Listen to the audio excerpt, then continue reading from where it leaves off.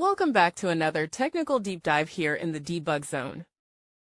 Today we're tackling a big question and breaking it down with insights from other users. Hopefully this clears up some misconceptions and helps you get the answer you need.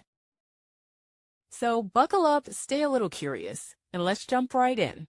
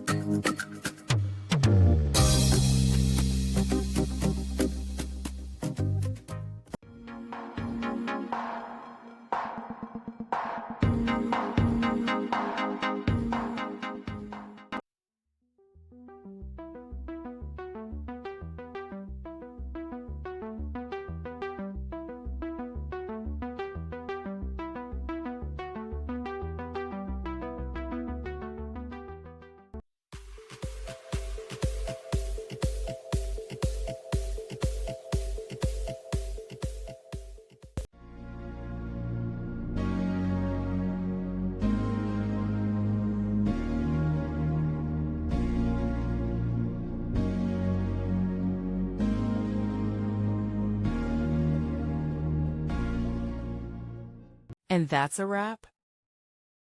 I hope you found the answer you were looking for. If you did, take a second to hit that subscribe button. It really helps out.